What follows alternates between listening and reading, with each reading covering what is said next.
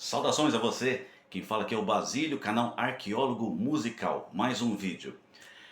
A internet, é sabido que a internet ela deu voz para muita gente anônima, inclusive eu sou um caso com esse canal aqui de música. E a internet democratizou a informação, pode-se dizer assim, Google, internet, em geral. A informação nunca teve nunca alcançou níveis tão grandes, tão fácil acesso como após o seu surgimento, né? Quanto tempo tá a internet no Brasil? Põe aí uns que, 20 anos pra cá, isso que ela predominou mesmo. Foi crescendo aos poucos, né? Mas enfim, por que eu estou dizendo isso? Porque além da internet democratizar a comunicação, também tem um outro detalhe interessante, como esse canal aqui, Arqueólogo Musical, por exemplo. Que você pode falar de artistas que você não poderia falar numa rádio ou na própria TV. Por quê? Porque hoje eu vou falar de um nome no jazz que só foi famoso naquele período e não chegou no Brasil. Então hoje eu estou trazendo para você é um, trazendo informações sobre para quem realmente é curioso sobre música. Então numa rádio mesmo, até Rádio Cultura de Jazz aqui em São Paulo, a Rádio Cultura FM, que tem um programa de jazz na madrugada, eu nunca ouvi o nome dela. Então, é coisa assim que... Mas com o seu canal no YouTube você pode falar do que você quiser. Isso que é interessante, né? Hoje eu vou falar sobre um nome importante no jazz, é ainda admirada, mas porém, ela é esquecida até na sua própria terra natal, que foi os Estados Unidos. Ela nasceu em New Jersey e fez carreira lá em Nova York. Eu falo de um nome que com certeza poucos conhecem. Eu nunca vi disco aqui no Brasil, para você ter uma ideia. Beverly Kenney. É uma loira muito bonita, nasceu em 1932 e no finalzinho dos anos 40, ela começou a cantar em aniversário para vários eventos. E foi no começo dos anos 50 que ela se mudou para Nova York, um cenário totalmente musical, e ela era totalmente focada no jazz, e no jazz raiz, não é aquele jazz que foi voltado para o pop, como Doris Day, Frank Sinatra. Ela era aquele jazz bem raiz mesmo. E foi nos anos 50 que ela conseguiu excursionar, fazer shows com os irmãos Dorsey, Tommy Dorsey e Jimmy Dorsey. Esses dois nomes foram muito importantes para as big bands dos anos 30 e 40. Mais famoso ainda, Tommy Dorsey, junto com Glenn Miller, Harry James, Benny Goodman, Art Shaw, os grandes nomes, maestros de orquestras de jazz e dançantes daquele período, que ficou conhecido como big bands. E ela começou a carreira, portanto, com ele, o Tommy Dorsey, o irmão dele, Jimmy Dorsey. Ela excursionou com esse pessoal, mas depois ela desistiu de excursionar com eles, e ela voltou para Nova York tentando carreira, fazendo shows daqui, clube de jazz dali. Ela começou a ganhar nome, começou a ser reconhecida por aquele meio, até que um empresário gostou do trabalho dela e a levou para gravação do seu primeiro disco em 1956. 1956 marca o início das primeiras gravações dela, uma gravadora muito até então desconhecida, que foi o nome, deixa eu só me ver aqui, não sei se eu vou lembrar o nome da primeira gravadora. Depois ela foi para a Decca. A primeira gravadora foi já vou te trazer aqui. Foi a Royal Rust, uma gravadora exclusivamente para jazz. E nesse período que ela saiu, ao mesmo tempo que ela gravou os seus primeiros discos para essa Royal Rust, ela também saiu na revista Downbeat, que foi uma revista especializada em jazz, uma revista norte-americana, especializada em música e no jazz. E daí a carreira dela teve uma pequena projeção. E assim ela ganhou ganhou notoriedade naquele meio do jazz, jazz raiz mesmo. E em 1958 ela foi para a grande gravadora Decca. Decca que já vinha lendo lá dos anos 40. E então, assim seguiu a carreira. Beverly Kenney, um nome muito pouco conhecido até nos Estados Unidos, hein? Os discos dela são raríssimos e ela só teve duas apresentações na TV. Uma foi no Steve Allen Show, em 1958, que era um programa de variedades, apresentado por Steve Allen, e também apresentava cantores. E foi nesse mesmo... Aliás, foi depois, em 1960, ela se apresentou num programa de TV voltado para o jazz, que quem apresentava esse programa, e era o dono geral, era Hugo Keffner, é isso mesmo? Hugo Keffner é o nome dele? Da Playboy, o grande poderosão da Playboy. Só vou lembrar o nome dele aqui que eu não... Deixa eu ver aqui, é Hugh Hefner. Hugh Hefner. Ele foi o grande dono da revista Playboy desde o surgimento lá em 1950 até ele faleceu bem velhinho, há pouco tempo. E ela se apresentou no programa dele e é a única imagem que você vai ver dela se apresentando ao vivo no YouTube. Tem facilmente aqui, mas não tem mais nada sobre ela. E em 1960, ela com uma grande depressão, ela já tinha tentado suicídio 2 vezes, ela misturou bebida com medicamento de Seconal, é um medicamento para dormir, deve ter tomado em muita quantidade, e ela foi encontrada morta no apartamento dela, em Nova York, em Manhattan. E o curioso é que ela estava numa pobreza muito grande, a pobreza, dureza, não tinha dinheiro para nada quando ela morreu, ela estava numa depressão. Aí que entra uma outra história curiosa sobre ela, Beverly Kane. A ascensão do jazz, aliás, perdão, a ascensão do rock após a metade dos anos 1950 tirou totalmente a atenção do público daquele período dos músicos de jazz, principalmente o jazz raiz, que era o caso dela. Alguns continuaram fazendo muito sucesso, como o Frank Sinatra, que era um jazz, um pop ao mesmo tempo, Nat King Cole, esses grandes nomes. Doris Day, muitos. Mas ela, com aquele jazz raiz, a paixão dela era o jazz mesmo. Aquela música mais lenta, mais tranquilinha, voz tranquilinha, música mais ambiente. Mas o fato é que não vendia os discos dela. E ela estava numa depressão total. Ela morou por um tempo com um guru que lia muitos grandes nomes da literatura francesa, italiana, inclusive tcheca, né, Kafka. Então ela morou com esse guru e namorou com ele. Aí dizem, segundo alguns dizem, o suicídio dela, a depressão, teve a ver com o término do namoro com esse guru. Porém, alguns historiadores sobre a carreira dela, sobre a biografia, dizem que não, ela já tinha tentado 3 vezes suicídio. Um pouco antes dela, um amigo dela do cenário do jazz também tinha se matado. Ela foi amiga de uma atriz, que foi a atriz principal do filme O Diário de Anne Frank, Millie Perkins. Deixa eu lembrar o nome dela aqui. É Millie Perkins.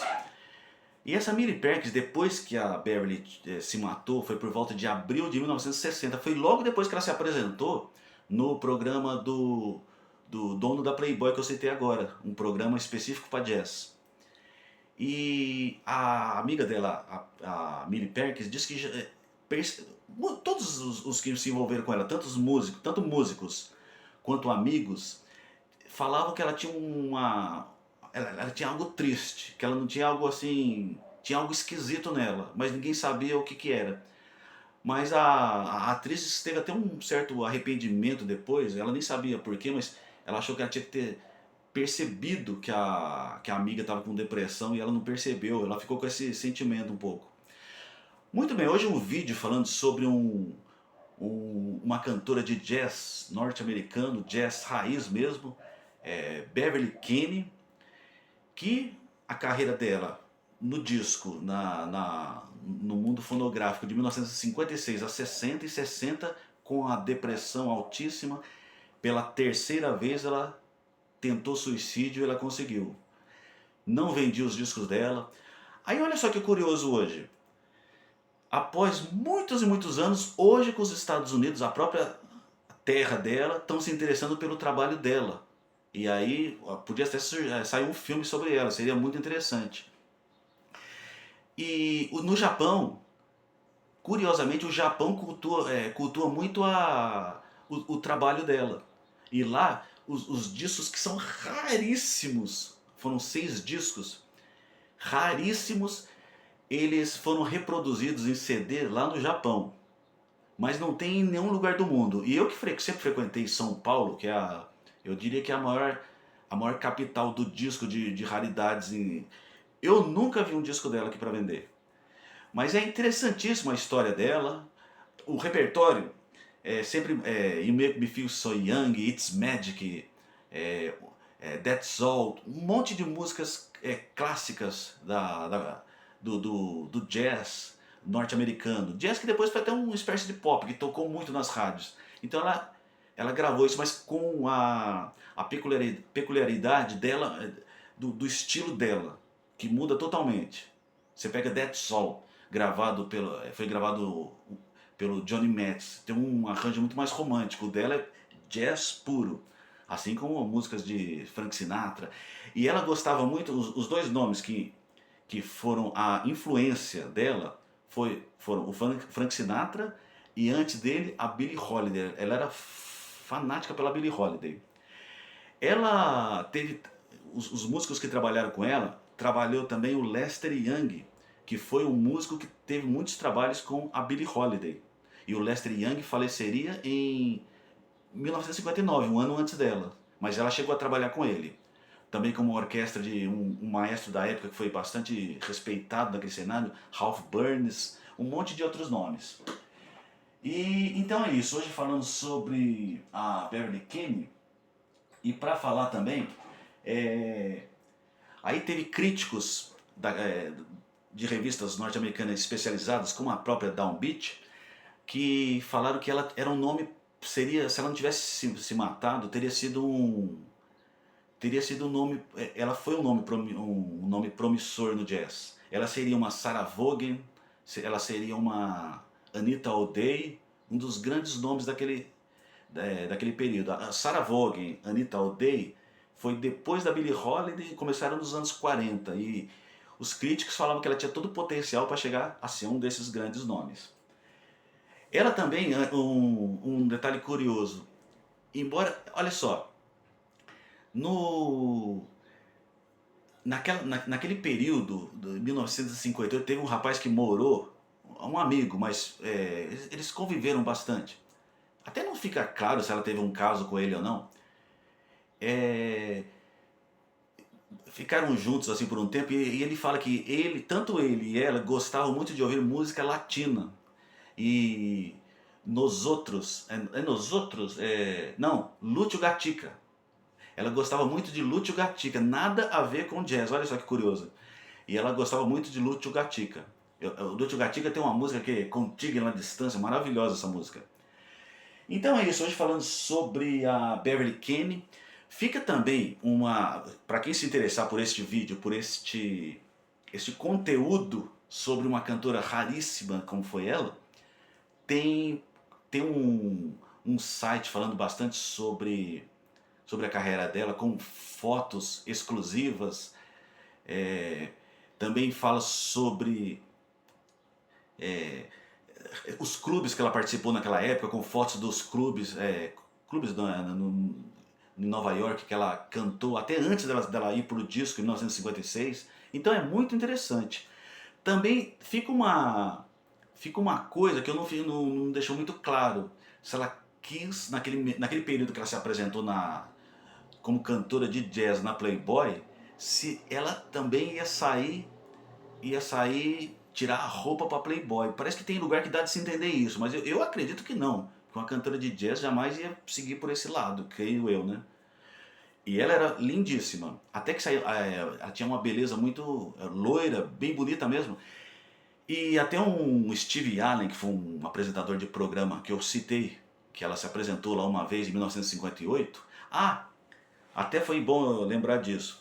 Ela escreveu uma música também, ela escreveu muito pouca coisa, mas uma música que ela escreveu, I Hate Rock and Roll, ou seja, eu odeio o rock and roll. Aí nesse dia que ela se apresentou em 1958, até esse apresentador Steve Allen falou pra ela, mas por que você odeia tanto rock and roll? Aí ela não deu uma explicação clara. E esse Steve Allen também falou super bem dela. Ele escreveu na contracapa do disco dela daquele ano, falando para ela, falando assim que se um jovem comprasse o disco dela para dar para a namorada, o jovem ia se interessar mais por ela do que pela própria namorada, pela beleza dela.